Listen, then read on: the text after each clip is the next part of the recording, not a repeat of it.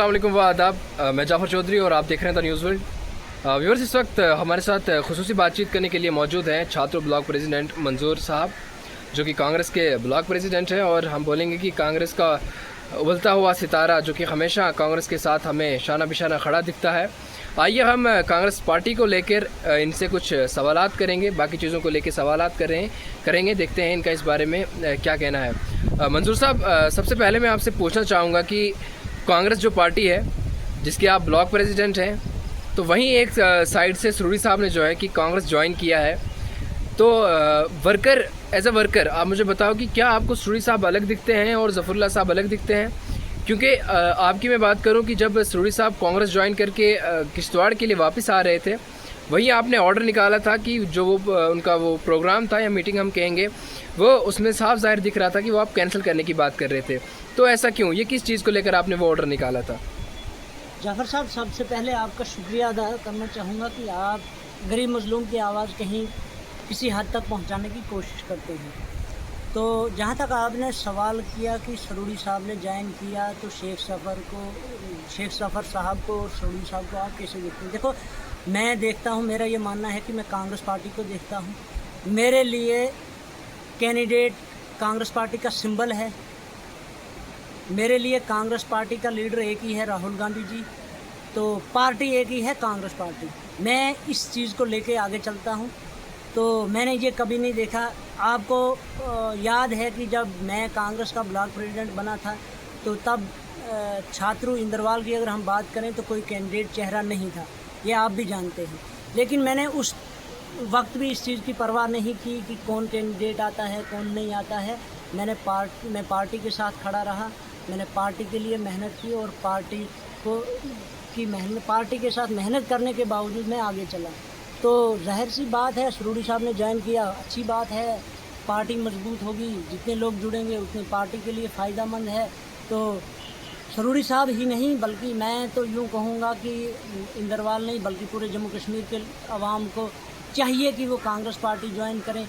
जम्मू कश्मीर में जब असम्बली के इलेक्शन थे, तो यहाँ की मौजूदा सरकार के जो लोग थे, उन्होंने मैनिफेस्टो में आपने जो मैनिफेस्टो में लिखा था कि हम स्टेटहुड के लिए लड़ेंगे, हम दफ़ा 370 के लिए लड़ेंगे, हम फ्री बिजली की बात की गई थी, वहीं पे फ्री गैस सिलेंडर की बात की गई थी। लेकिन देखने को ये मिला कि वो इन तमाम अपने जो वादे उन्होंने किए थे उनमें नाकाम साबित हुए। लेकिन कांग्रेस पार्टी वाहिद एक पार्टी है जिसने पिछले 6 महीने से लेके अपने हमारी रियासत, हमारा हक का नहरा लगाया और पूरे जम्मू कश्मीर में इसकी कैंपेन चलाई। और आपने देखा होगा कि पिछली बार श्रीनगर चलो काल दी, उसके बाद जम्मू चलो काल दी। कितने बड़े प्रोटेस्ट हुए, जिन प्रोटेस्टों को यहाँ के तानाशाह गवर्नमेंट ने वज़ीर या पुलिस रोकने की कोशिश की, लेकिन कांग्रेस पार्टी ने उसको नाकाम बनाया। कांग्रेस पार्टी के लीडरान ने वहाँ जदोजहद की, धक्का मुक्की की। कांग्रेस पार्टी के जो चुने हुए लोग थे, एमएलए थे, उनके साथ धक्का मुक्की हुई, लेकिन कांग्रेस पार्टी ने उसको नहीं माना। उन्होंने प्रोटेस्ट दम से किया और उसके बाद दिल्ली चलो काल हुई। और दिल्ली जब पहुँचे तो दिल्ली में भी जंतर मंतर पे बहुत बड़ा प्रोटेस्ट हुआ, जिसमें हमारी पार्टी के नेशनल लीडरशिप ने भी शमूलियत की। तो आपको मैं बताना चाहूँगा कि कांग्रेस पार्टी वाहिद एक पार्टी है जो मजलूम गरीब का दर्द जान सकती। तो हम उस ऑर्डर की बात कर रहे थे, वो ऑर्डर आपने जो निकाला था। देखिए, ऑर्डर पे मैं ज़्यादा नहीं जाना चाहूँगा। तो आपको मैं इतना ज़रूर कहूँगा कि ऑर्डर में जो चीज़ था, जो रीज़न था, वो मैंने मेंशन किया हुआ था, वो ऑर्डर पे लिखा था। तो यहाँ जो हमारे राहल के एक छोटे भाई की मौत हुई थी, तो उसी को लेके वो ऑर्डर निकला गया था कि छात्रु ब्लॉक जो है मातम में था। इसलिए कांग्रेस पार्टी की जो ब्लॉक बॉडी है, उस बॉडी के साथ बैठ के मेरी मीटिंग हुई थी। मीटिंग में ये फैसला लिया गया था कि हम प्रोग्राम ढोल धमाका नहीं बजा सकेंगे, क्योंकि यहाँ मातमदारी है। तो कुछ लोग होते हैं जिनको वोट के टाइम इंसान याद पड़ते हैं, तो प्रोग्रामों के दौर में नहीं। तो लेकिन कांग्रेस पार्टी का वर्कर, लीडर, कोई भी बंदा आपको ऐसा नहीं मिलेगा जो इंसानियत को इग्नोर करेगा। कांग्रेस पार्टी के जितने भी वर्कर हों, लीडर हों, वोटर्स हों, सब इंसानियत को मानते हैं और मजलूम के साथ खड़े होते हैं। आप मुझे बताएं, वहीं आपको देखा जाता है ज़फ़रुल्लाह साहब के साथ हर बार आपको देखा जाता है, जो कि डीडीसी मड़वा है। तो आप जो है खुद इंदरवाल यानी छात्रों के रहने वाले हैं, आपको छात्रों डीडीसी और मड़वा डीडीसी में क्या फ़र्क दिखता है? आप मड़वा डीडीसी के साथ क्यों खड़े हुए? बड़ी खुशी का मकाम है। मैं आपको इस बात की खुसूसी मुबारकबाद पेश करना चाहूँगा कि आपने पहली बार एक ऐसा सवाल पूछा है कि जो बहुत इम्पॉर्टेंट सवाल है। देखिए, मैं आपको बताता चलूँ कि शेख ज़फ़र साहब जब डीडीसी बने तो मुझे तो मड़वा मालूम नहीं है कि मड़वा कहाँ है, मैं कभी गया नहीं हूँ। तो सोशल मीडिया के माध्यम से हमने देखा कि ज़फ़रुल्लाह साहब ने वहाँ स्कूल में जो रूम्स बनाए, डेस्क दिए, वहाँ हॉस्टल में बेड्स दिए, वहाँ अल्ट्रासाउंड में मशीन पहुँचाई। तो जब उन चीज़ों को मैंने देखा तो फिर मैंने उसकी जांच भी करवाई। जो हमारे छात्रों के, मुगल मैदान के, किश्तवाड़ के लोग मड़वा तक पहुँचे, उनसे मैंने इस बात की जांच की कि क्या ये सोशल मीडिया की बात है या ग्राउंड पे भी ये चीज़ें हैं। जब मैंने जाना कि ये चीज़ें ग्राउंड पे हैं, एक एज ए डीडीसी एक बंदा इतना काम करता है, तो उसकी सोच को मैंने लाइक किया, तो मैं उसके सोच के साथ खड़ा रहा। तो ऐसे तो मैं पार्टी के लिए ऑलरेडी काम करता था, तो फिर शेख ज़फ़र साहब को भी मैंने कांग्रेस में लाने की कोशिश की और पूरी डिस्ट्रिक्ट किश्तवाड़ की डिस्ट्रिक्ट बॉडी ने कोशिश की और शेख ज़फ़र को कांग्रेस में लाया। तो वहीं जो छात्रों की अगर आप बात करोगे तो छात्रों को के साथ तो धोखा हुआ है, ये तो मुझसे बेहतर आप भी जानते हो। छात्रों का आपको लगता है कि डीडीसी को लेके भी छात्रों के साथ धोखा हुआ है? आपको क्या लगता है? मैं आपसे ही पूछना चाहूँगा कि आपको क्या लगता है, डीडीसी में कितने काम हुए हैं, बीडीसी में कितने काम हुए हैं? ये तो आप भी जानते हैं ना, ये तो आपका भी फ़र्ज़ बनता है। मंजूर बुमल से ये आप सवाल नहीं कर सकते, ये आप छात्रों के आम नागरिक से पूछें, ये सवाल आप छात्रों के मौजूदा एमएलए से पूछें, उसके ख़ास जो दाएं बाएं घूमने वाले कुछ वर्कर लोग हैं उनसे पूछें, तो आपको क्लियर दिखेगा कि छात्रों में जो है बीडीसी में धोखा हुआ है, आवाम के साथ बीडीसी में धोखा हुआ है। उसके बाद एमएलए का इलेक्शन आया तो छात्रों के लोग जो हैं बहुत ईमानदार लोग हैं और जो बात भूल गए तो वो भूल गए, उस पर कायम रहने वाले लोग हैं। छात्रों के लोगों ने बढ़ चढ़ के डीडीसी का साथ दिया, बीडीसी का साथ दिया। उसके बाद एमएलए इलेक्शन आए, वहाँ पे इसका एमएलए साहब का साथ दिया, उनको जिताया। लेकिन जवाब में क्या मिला? डीडीसी में धोखा, बीडीसी में धोखा, एमएलए इलेक्शन में भी फ़िलहाल तो मैं यूँ कहूँगा कि धोखा ही धोखा है। हमारे चुने हुए जो लोग हैं वो कभी मड़वा कैंपेनिंग में बोल रहे थे कि हम वहाँ वो एनसी का मैनिफेस्टो जो है इलेक्शन में पेश कर रहे थे, छात्रों में कांग्रेस का मैनिफेस्टो पेश कर रहे थे और गुरीनाल में हवल में जाके वो बीजेपी का मैनिफेस्टो पेश कर रहे थे। तो जाहिर सी बात है, मैं आपको बताऊंगा कि डीडीसी के अंदर जो काम हुए हैं वो तो आपको भी पता है। इन्होंने 2 नाले पकड़े हैं, एक अपने घर के सामने जो ब्रिस्टवाल लगाया है, डंगा लगा है, अभी तक वो पूरा नहीं हुआ। उसके बाद आप देखिए कि दूसरा एक और नाला पकड़ा है इन्होंने।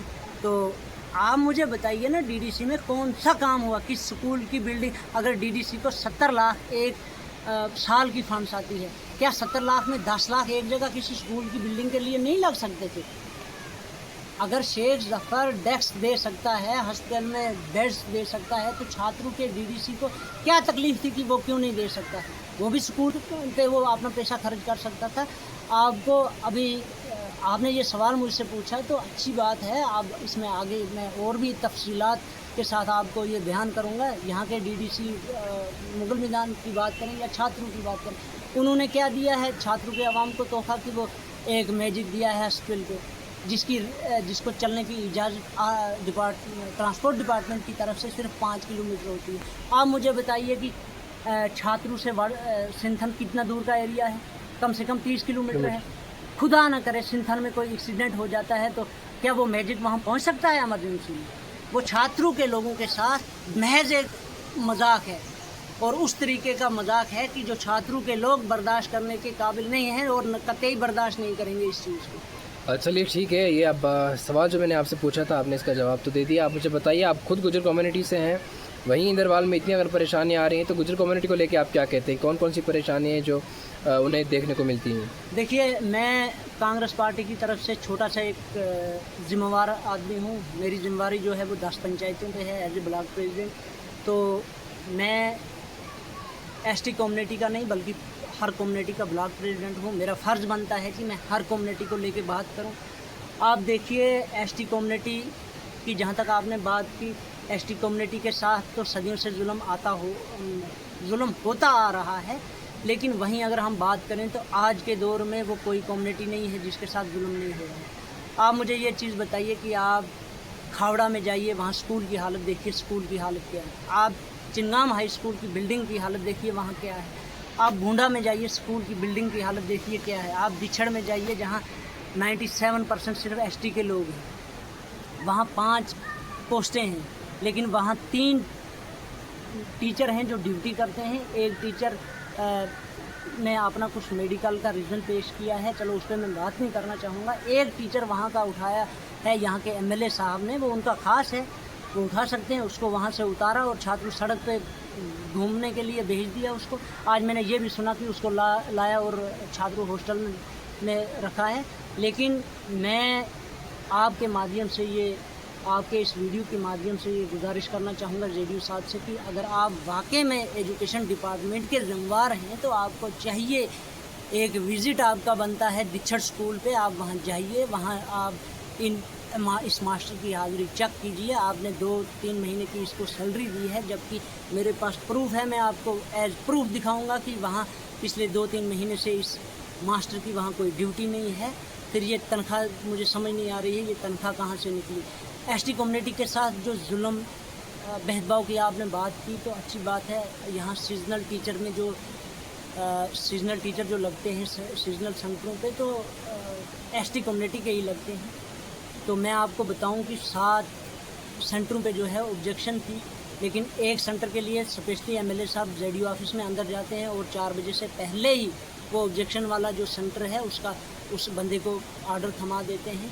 वहाँ से मुझे ये लगता है कि ये जेडीओ साहब जो हैं यहाँ के, ये शायद एजुकेशन के जेडीओ नहीं हैं, ये जोनल ऑफिसर नहीं है, ये शायद एमएलए साहब के जेडीओ हैं।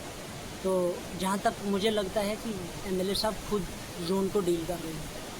अच्छा, बहुत सारे इशू जो हैं वो हमें भी देखने को मिलते हैं और आपने भी बताए। और मैं आपसे जानना चाहूँगा कि जो जीजीएम है यानी जल जीवन योजना जो है उसके बारे में देखिए, मैं एक बात आपको और क्लियर करना चाहूँगा कि यहाँ कुछ लोग हैं जिन पे एजेंसीज़ की तरफ से एफआईआर भी लगा है। तो ये जो दिछड़ वाला मास्टर है ये भी उनका रिलेटेड है, उनका ख़ास है। तो इन लोगों ने गुज्जर कम्युनिटी को यहाँ टारगेट किया है, बेवकूफ़ बनाया है और लूटा है। उन पे एफआईआर लॉन्च हुई है, तो पता नहीं, अब मैं आपको वो डिटेल में बताऊंगा कि उन पे कितना क्या है। तो मैं उस एजेंसी का भी बहुत शुक्रगुजार हूँ और मैं इस चीज़ को लेके बड़ा दुख महसूस करता हूँ कि हमारी उम्मीद जो थी इन लोगों से, बहुत गहरी उम्मीद थी कि ये लोग हमें अपने साथ लेके कहीं आगे बढ़ेंगे। लेकिन ये वो कहते हैं ना कि जिस फसल की राखी करने वाला ही फसल चोर हो तो उस फसल में बनना ही कब है।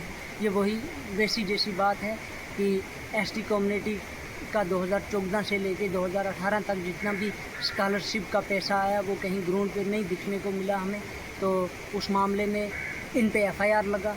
आज एसटी कम्युनिटी के लोग हैं वहाँ 97% हैं, लेकिन ये लोग फिर एसटी कम्युनिटी को टारगेट कर रहे हैं, उन्हें बेवकूफ़ बना रहे हैं। खुद सड़कों में घूमते हैं, लेकिन वहाँ एसटी कम्युनिटी के छोटे छोटे बच्चे जो हैं तालीम से महरूम हैं। जहाँ तक आपने जीजीएम की बात की, ये भी बहुत मज़ेदार टॉपिक है आपका। अगर आप सोशल मीडिया को देखोगे या कहीं कागज़ों को देखोगे तो आपको जीजीएम बहुत ऊंचे पैमाने पे मिलेगा, लेकिन वहीं अगर आप ग्राउंड देखोगे तो ग्राउंड पे आपको जीजीएम में बहुत सारे ये जो हैं बहुत बुरा हाल मिलेगा, बहुत ही बुरा हाल। मैं आपको ये बताना चाहूँगा कि जो लाइन पहलवाड़ा से छात्रों तक बाई रोड आई है, इसको आपने खुद भी देखा ना, अपनी आँखों से देखा कि इस पाइप लाइन में एक भी कतरा पानी का नहीं है। आपने ये खुद देखा है। ये पाइप इन्होंने खावड़ा से उठानी थी, इसमें आपका पहलवाड़ा कवर होना था, उसमें पारना, बडगाम, शानगाम, आपका डंबर, देल्लर, मलिकनाट, वानीपुरा समेत जी इतने गांव जो हैं पानी से जुड़ते, उस लाइन से जुड़ते। लेकिन इन्होंने फिर, मुझे भी इस चीज़ की समझ नहीं आई कि इतना बड़ा प्रोजेक्ट आवाम के टैक्स का पैसा जो है वो इन्होंने रोड पे ला के ज़ाया कर दिया, लेकिन पूछने वाला कोई नहीं। डीडीसी इन लोगों का, बीडीसी इन लोगों का यहाँ बात करने के लिए कोई तैयार नहीं। लेकिन आज तक हमने इनको टाइम दिया था कि ये हम देखेंगे कि ये 10 महीने में एमएलए इनका ये 10 महीने में क्या करते हैं। लेकिन अब ये जो चीज़ें हैं ये छात्रों की सरजमीन से अपोजिशन हम करेंगे और दम के साथ करेंगे। यहाँ की गरीब मजलूम आवाम के साथ जो जुल्म होता है उसको मैं कतई बर्दाश्त करने के लिए तैयार नहीं हूँ, चाहे मेरी जान भी जाएगी, लेकिन मैं मजलूम के साथ खड़ा रहूँगा और मजलूम के साथ जहाँ नाइंसाफ़ी होगी उसको कतई मैं बर्दाश्त नहीं करूँगा। ये मैंने एक लाइन की आपको बात बताई। आप खावड़ा जाइए, आप बूंदा जाइए, आप नाइजगान जाइए, सेंकोर जाइए, आप दलर जाइए, आपका ये शीड़ी है, आपका गुरीनाल है, आपका मुल्लर है, कंडवाड़ आपका खुद अपना गांव है, वहाँ पे आप देखिए ना हालत क्या है। जो मैं अपनी आंखों से देख के आया हूँ तो मुझे ये दिख रहा है कि 100% में से 80% पाइपें जो हैं वो ज़मीन के ऊपर से हैं, सिर्फ और सिर्फ 20% जो है ज़मीन के नीचे पाइपें हैं। यहाँ कहीं जगह मैंने अपनी आंखों से देखा कि तार से बांध के पेड़ के साथ लटकाया है पाइप को अवजान। अब जब बर्फ़ पड़ेगी तो पाइप में नीचे आना है, लेकिन आवाम मरेगी पानी की। आने वाले 30 साल के लिए कोई पाइप किसी को नहीं मिलने वाली है। लेकिन आवाम के साथ जो आज धोखा हुआ, तो मुझे लगता है ये 30 साल आवाम को इसका खमियाजा भुगतना पड़ेगा। लेकिन इसके ज़िम्मेदार यहाँ के मौजूदा, चाहे वो डीडीसी हो, बीडीसी हो, एमएलए हो, वो लोग हैं।